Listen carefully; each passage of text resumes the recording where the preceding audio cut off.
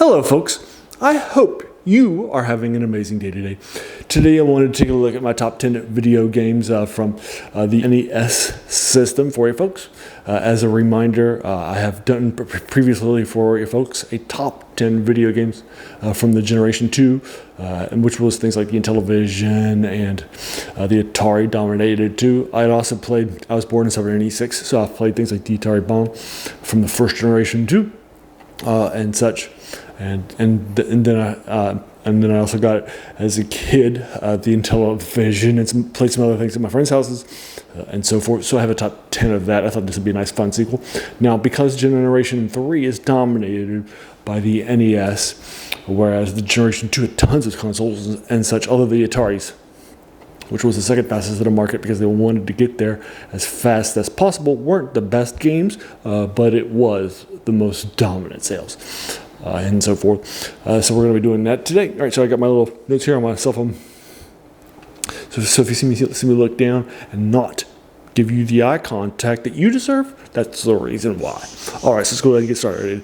At number 10 is Blaster Master for you folks. Blaster Master is a fun arcade game that is all about you moving a character around a video game board and so forth. You're starting off in a vehicle that moves and up and down, and you can jump and such too. On some parts of the map, you can actually get out of the vehicle and explore sections that you can enter only with your character, and so forth. So there's sort of like two levels at a Blaster Master, if you will. Blaster Master does not have a save game feature, and it's notoriously hard. So you have to play it in one setting. But it's actually a really fun game. I think its graphics are really strong, and so forth. As a nice little game. So there you are. That's Blaster Master. It's hitting number 10 for that reason, but it's fun stuff. Number 9, Contra. Contra is all about the running and the gunnings and such. It's a heavily influential game, and so forth. It had a lot of hits and that sort of thing. It put the running gun style of genre into the real place and had some great sales, lots of fans, and so forth. And its follow-up, Super Contra, is also pretty good too. But anyway, so that's Contra. Love it lots, and it's a lot of fun. So if you want to go back and try it out, I think you'll enjoy it. And then number 8 is Ninja Gaiden. Ninja Gaiden is also a platform game, side scroller with you and a fro. And such, just like Blaster Master. Half of it was too, and so it's like that too. It's good stuff. I like it lots. It's got a cutscene that is the most gorgeous cutscene from this era, in my opinion. And the NES's, it's just so well done. It's also very smooth. So if you are going in as somebody who is looking for a nice, smooth battle, and so forth, Ninja Gaiden is your thing.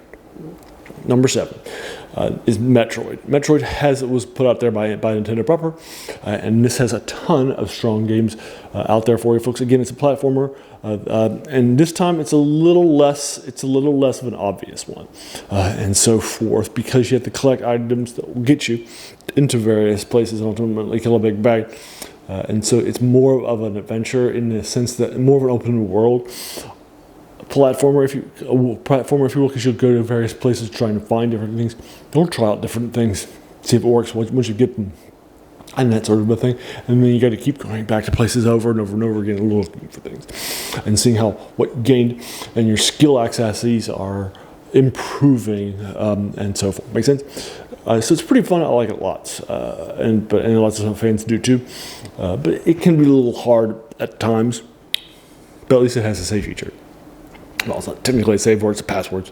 You can save, you can write down, and so forth. So it doesn't have a save feature, but it's fun stuff. I like it lots. And that's number 7, Metroid, for you folks. Now, the last one before the top 5 is number 6. This is Castlevania 3 for you folks. I feel like it's the best platformer. Castlevania definitely put platformers on the map, I think, in a major way.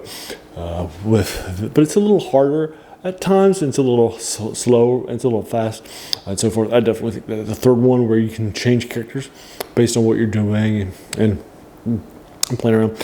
Here you're playing the character of Son against Dracula, and so forth, and you're teaming up with this kid Alucard, and such in order to help who's more good and noble in order to take them out. So you can transform from one to the other and have different abilities on the map when you do that. I like that a lot. I think that's really fun stuff. And that's the reason why it hits number 6. All right, so number 5 and on. All right, so here we go. Number 5 is Metal Man 2. Metal Man 1 debuted. It was a great platform with success. As you go from one place to another, you can fight a bunch of themed characters. You have a battle against a big bad. Once you beat the big bad, you can take their weapon and use it, and then add. But it takes energy in addition to the health that you have. So that's the core concept of Mega Man, if you will. I'm sorry, Metal Man, rather, and so forth. But the idea here is with him is that you have a lot of these core concepts that are happening in one are very, very hard to do, and it's got tons of jumping and requirements. It's a very difficult game. But I feel like 2 is the more open and accessible game. Now, I know some people might prefer 3 or 4 or 5. I played all those 2 and owned them all growing up. But I feel like 2 is the one that just puts it all together, right, in a major way. So that's number 5, Metal Man 2. And then number 4 is Metal Gear, the first one. This is sort of an espionage game. They early put them on the map. It sold a lot of games. I still remember the advertisements in a comic book that showed all the different pieces of equipment that you can get in this game and so forth. And one thing I thought was great, and I really enjoyed it lots. So I picked it up for that for after reading that comic and so forth.